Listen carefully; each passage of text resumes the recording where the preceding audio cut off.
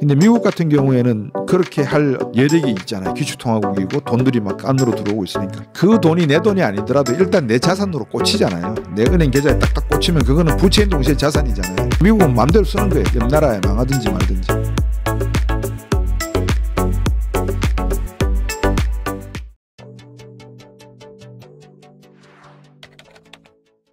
제가 한국 산업과 기술에 대해서 조금 더 말씀을 드려야 될 부분이 있는 것 같아요. 이제 앞에서 제가 분명히 한국 경제는 환율 문제에서 중국과 일본에 비해서 눈치를 보고 있는 상황이다라고 말씀을 드렸고, 그 눈치를 본다라고 하는 표현이 적절치 않을 수는 있지만 가계의 체감 물가와 장바구니 실질소득 물가, 실질소득 같은 거를 비교해 보면 상당히 위험 요소가 많아요. 중간중간에 전기값 오르겠죠. 한전이 마이너스 적자잖아요. 계속해서. 두 번째, 조만간에 기름값에 부과됐던 세금 면제해 주는 부분 다시 복원시킨다는 뉴스 아마 들으셨을 거예요. 그럼 기름값 올라가겠죠. 지금 우기가 접어들었는데 조만간에 이제 기후 엘니냐 현상으로 인해서, 기후 변화로 인해서 농작물에 변화가 올 건데, 이미 미국 쪽에서는 올해 옥수수 밀 재배가 많이 줄어들 것이다. 그래서 원자재 가격과 곡물 가격의 급등 가능성을 이야기하고 있고요. 이런 모든 것들이 어떤 요인이죠? 그렇죠. 물가 상승 요인이죠. 그럼 하반기에 물가 상승 요인이 남아 있습니다. 그러면 금리를 올리나요? 내리나요? 금리를 내려주는 게 좋지 않습니까? 왜냐하면 물가가 오르면 많은 서민 경제들이 어려워지고 가계부채도 감당하지 못하고 물가까지 오르면 실질소득이 마이너스로 돌아서면 큰일 날 건데요. 그렇죠. 뭐 가장 쉬운 도시가 아니겠습니까? 근데 미국 같은 경우에는 그렇게 할 어떤 여력이 있잖아요. 기축통화국이고 돈들이 막 안으로 들어오고 있으니까. 그 돈이 내 돈이 아니더라도 일단 내 자산으로 꽂히잖아요. 내 은행 계좌에 딱딱 꽂히면 그거는 부채인 동시에 자산이잖아요. 그러니까 미국은 마음대로 쓰는 거예요. 옆 나라에 망하든지 말든지. 근데 우리나라는 사정이 틀리지 않습니까? 더 중요한 거는 우리나라 어떤 대기업 총수가 미국을 다녀오셔서 한 말씀이, 야, 내가 미국 가보니까 요즘 미국 사람들은 AI 이야기만 하더라. AI 투자해야 되겠어. 8조 원. 저는 이 말을 듣고 기가 차서 정말 말이 안 나옵니다. 왜? 뭐 했어요 그동안에? 제가 박사학위 논문 쓸 때 이미 저는 AI 개량 프로그램을 돌려본 사람이거든요. 그러면 기업 총수가 아니었다 하더라도 재벌 2세들 아니었나요 그때? 그럼 재벌 2세 수업을 받았을 거 아닌가요? 미국 가서 공부하고 다 했잖아요. 그런 사람들이 지금 야, 내 미국 가니까 AI야. 저 AI 투자해야 되겠어. 8조 원. 정말 기가 차고요.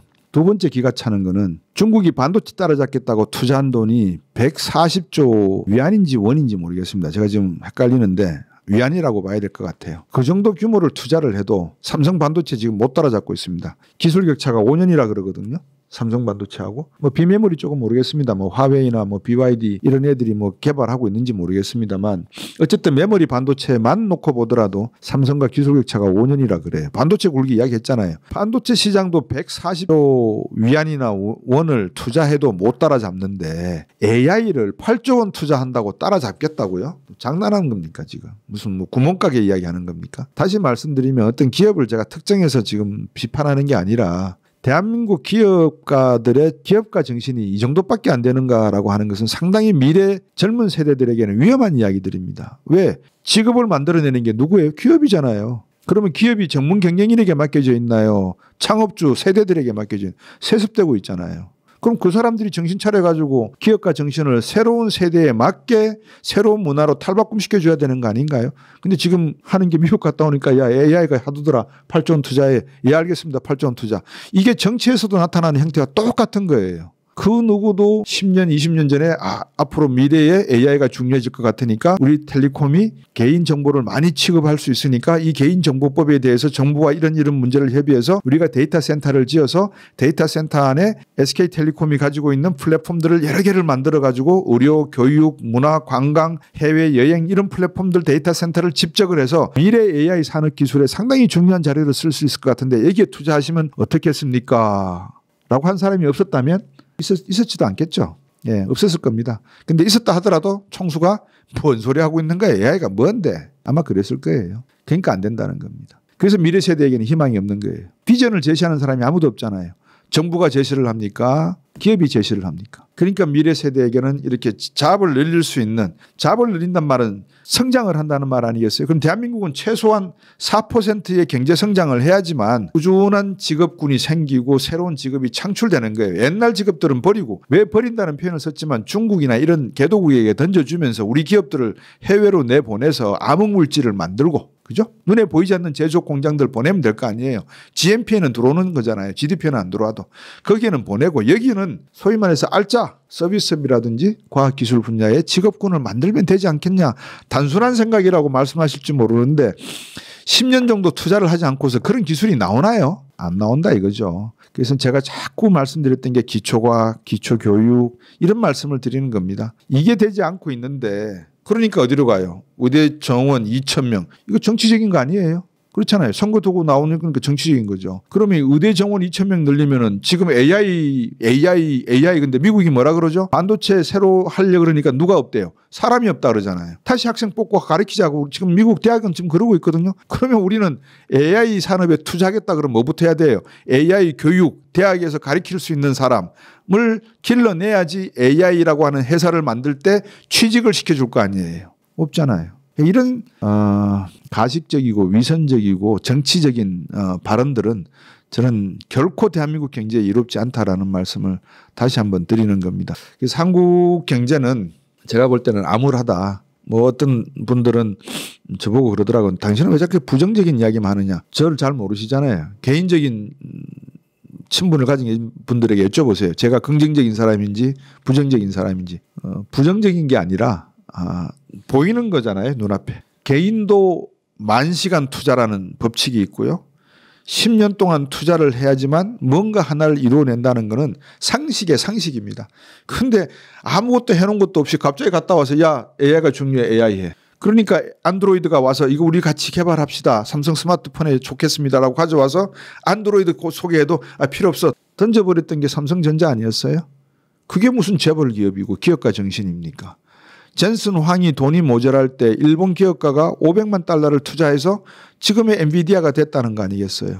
500만 달러예요. 500만 달러. 그게 선진국과 후진국 기업가들의 차이입니다. 미리 선제적으로 어떤 기술이 발전할 것인가를 동물적 감각으로 더듬이로 끄집어낼 수 있는 기업가 정신이 필요하다. 기업가 정신이란 뭐냐? 새로운 산업과 업종을 창출해내는 게 기업가 정신입니다. 창조한다, 창출한다는 것은 혁신한다는 의미가 됩니다. 혁신한다는 의미는 5개가 있다고 그랬잖아요. 재료의 혁신, 시장의 혁신, 공정의 혁신, 조직의 혁신. 한 가지가 되는데 생각이 안 나네요. 예, 그런 5가지의 형태의 혁신을 말하는 겁니다. 그게 슈페트의 창조적 파괴의 혁신을 말하는 겁니다. 우리는 대한민국은 그동안 30년 동안 산업과 기술 발전에는 등한시해왔다. 눈 감고 60년대 이후에 이루어왔던 경제성장의 열매 따먹기에 바빴다. 사과나무에 수만 개의 사과가 열렸기 때문에 그동안에는 그 사과를 서로 따먹으려 해도 충분히 남았기 때문에 어느 정도 여유가 있었지만 이제 사과도 수령이 다 가다 보니까 맺히는 열매 수도 줄어들고 있다. 더군다나 사람들이 올라타고 가지 뿌르고 짓밟고 하다 보니까 그 사과나무에 사과가 열리는 개수는 점점 더 희박해진다. 밑에서 바라보고 있는 사람들 중에는 등 돌리고 다른 쪽으로 떠나는 사람들도 많더라. 그런 모습들이 출산율이 0.7%, 양극화의 문제 심각함 이런 이야기로 이어지고 있다라고 저는 봅니다. 그래서 경제학이 발전하려면 경제학만 가지고는 안 됩니다. 철학과 인문학과 역사학과 사회학과 심리학 이런 모든 사회과학 인문과학이 동시에 발전을 해야 되는 거고요. 자본주의가 발전하려고 그러면 이런 인문사회과학의 발전이 과학기술의 발전의 산업화 또는 상업화에 이어져서 연결이 되어서 합리화, 효율화, 정의화로 이어지는 과정이 존재해야 됩니다.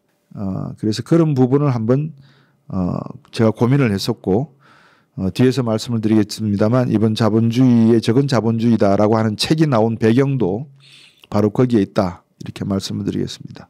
자본주의의 적은 자본주의에 대해서는 제가 이제 커피 한 잔 마시고 얘기하겠습니다. 자, 이제 제가 쓴 자본주의의 적은 자본주의다라고 하는 이제 책에 대해서 제가 조금 설명을 드리고 이걸 쓰게 된 동기부터 말씀을 드리는 게 순서일 것 같아요. 시중에 책방을 가도 저도 책을 많이 쓴 사람 중에 한 사람입니다만 딱히 그렇게 읽을 만한 책이 없어요. 다시 말하면 부동산 경매, 증권 투자 이렇게 하면 성공한다.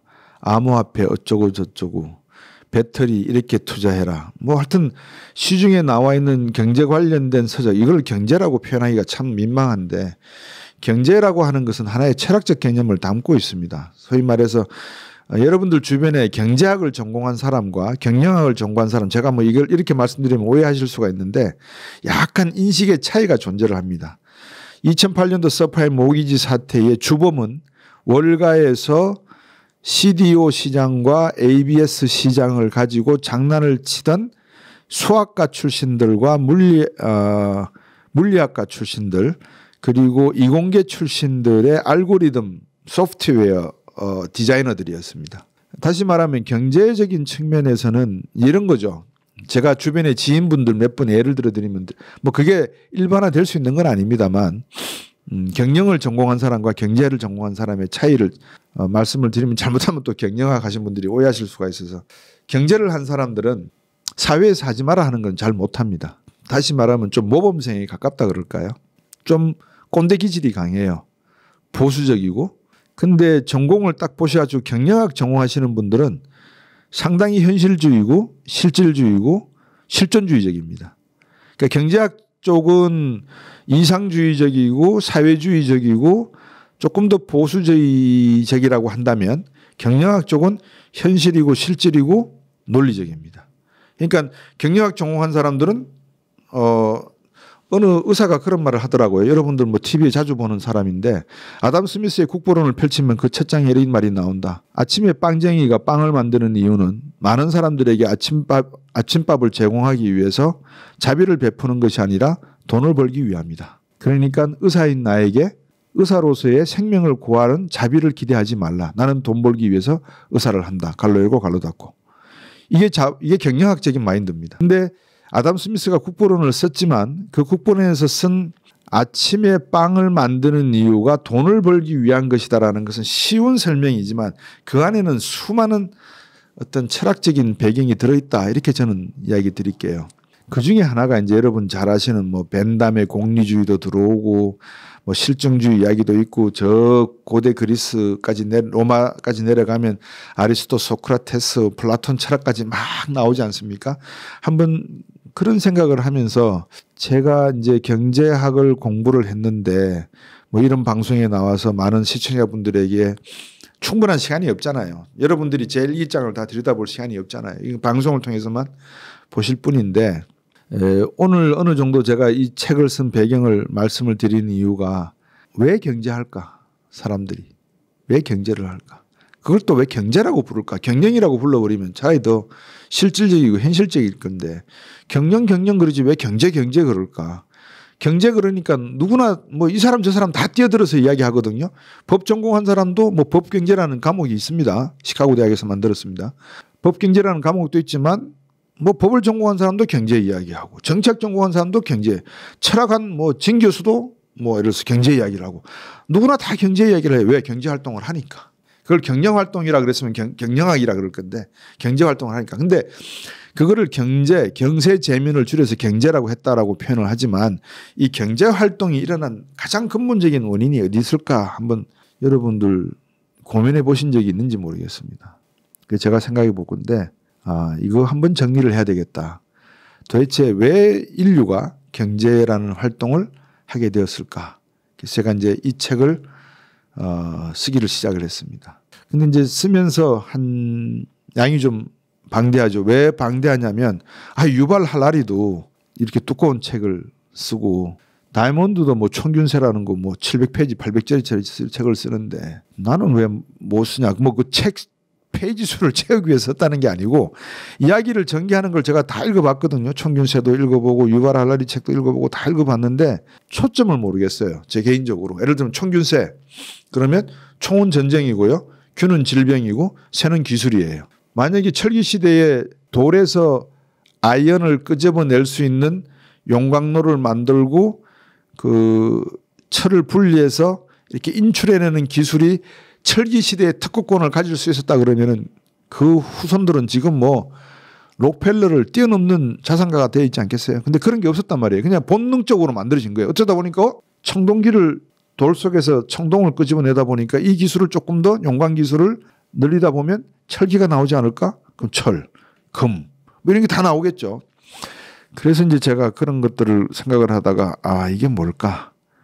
필요에 의해서 만들어졌겠지. 인간이 필요 없는 걸 갖다 쓰는 거 보셨나요? 없죠. 필요에 의해서 만들었던 것 같아요. 왜 필요했을까? 철기 시대에 철이 왜 필요했지? 질병 때문에? 과학기술 때문에? 가능. 질병 때문인가? 왜지? 그러면 전쟁 때문에? 그거는 충분해. 그러면 전쟁, 과학기술의 발전이었단 말이죠. 그럼 왜 전쟁하고 과학기술을 발전시켰을까? 왜? 이제 이 질문을 계속 제가 따고 들어가서 세 가지를 제가 책에서 이야기하고 있습니다. 첫째, 사람은 태어나자마자 생존의 본능을 가지고 있다. 생존 본능입니다. 그 다음에 생존하기 위해서 인간이 하는 행동 중에 가장 근원적이고 본질적인 행동이 이동입니다. 다시 말해서 수렵 생활을 한다는 것도 왔다 갔다 하면서 뛰놀아야지 뭐 생선을 잡든 사냥을 하든 할 수 있지 않겠어요? 그리고 한 곳에 오래 머물 수 있는 게 아니라 기후가 좋은 곳을 향해서 늘 이동을 하게 되겠죠. 그래서 이동을 하게 돼요. 그러면 이동을 하게 되면 그 다음에는요. 이동하게 되면 그쪽에 사는 사람들이 이미 있겠죠. 그럼 그 사람들과 전쟁을 하든지 뭐 평화로운 협정을 맺든지 해서 같이 어울려 살아야 되지 않겠어요? 그게 제가 동화라고는 표현을 써서 동화. 저는 인류의 발전의 역사의 세계 핵심은 총균세와 비견될 걸로 생존과 이동과 동화 이 세 가지가 인간의 본능이었다라고 말씀을 드려요. 그중에 이제 하나씩 생존 문제를 경제와 연결시키고 또 이동의 문제, 동화의 문제도 경제라고 하는 그 인간의 또 본능에 부합되는 내용으로 제가 말씀을 드리고 있습니다. 이렇게 간단히 설명을 하나 드릴게요. 구석기 시대의 생산량과 신석기 시대의 생산량은 차이가 나겠죠. 근데 많이 나지는 않을 겁니다. 석기 시대니까. 근데 분명하게 석기 시대와 청동기 시대 또 청동기 시대와 철기 시대의 생산량은 엄청난 차이가 날 겁니다. 그럼 생산량의 차이가 난다는 건 어떤 결과를 가져올까요? 생산량의 차이가 난다. 먹여 살릴 수 있는 식량을 더 많이 만들어내고 사냥을 더 많이 해서 짐승을 더 많이 잡을 수 있다. 그러면 어떤 결과가 나타나죠? 그렇죠. 종족이 더 많아지겠죠. 사람 수가. 사람 수가 늘어날 만큼 식량 생산과 사냥의 양이 많이 늘어났다. 그래서 인간이 많이 늘어났다. 근데 철기 시대에 들어와서 시대가 바뀌고 문명이 바뀌면서 구석기, 철기, 청동기, 철기 오면서 인구 증가의 수와 함께 새로운 부가 만들어지잖아요. 증산이 됐다는 말은 그만큼 생산량이 늘어났다는 말 아니에요. 그러면 이 늘어난 양을 어떻게 하죠? 버립니까? 어떻게 합니까? 저장해야 되지 않겠어요? 저장하든지 아니면 어떻게 해요? 필요한 것과 물물 교환하겠죠. 예. 그걸 물물 교환하려면 어떻게 해야 돼요? 참하고도 다큐멘터리를 보셨는지 모르지만 뭐 죽을 고비 넘겨가면서 물물 교환하러 수십 킬로를 수천 킬로를 이동을 합니다. 당나귀에다가 물건을 싣고 이제 그런 형태의 이동을 벌어지더라고. 그 다음에 또 남는 건 어떡할까요? 저장을 해야 되겠죠. 뭐. 그러면 여기서 새로운 개념이 하나 생기죠. 어떤 개념이 생길까요? 재산이라고 하는 개념이 생기고요. 사유라고 하는 개념이 생길 것 같아요. 그러니까 사유재산이겠죠. 그럼 사유재산이 많은 사람이 누굴까요? 족장이 많지 않겠어요? 동화하는 과정에서 이동하는 과정에서 힘을 가진 사람에 가까운 사람들이 더 많은 걸 가지지 않겠어요? 인간의 본능이 그렇잖아요. 인간의 본능이 내가 힘을 많이 가지고 생산을 많이 했으니까 야 너희들 나눠 가져라고 했다면 불교도 없었고 기독교도 나올 필요가 없고 가톨릭도 필요 없고 종교가 필요 없지 않겠어요? 근데 인간의 본능은 내 것입니다. 그래서 이제 그런 과정을 놓고 보니까 자본주의의 본질은 욕망의 역사다.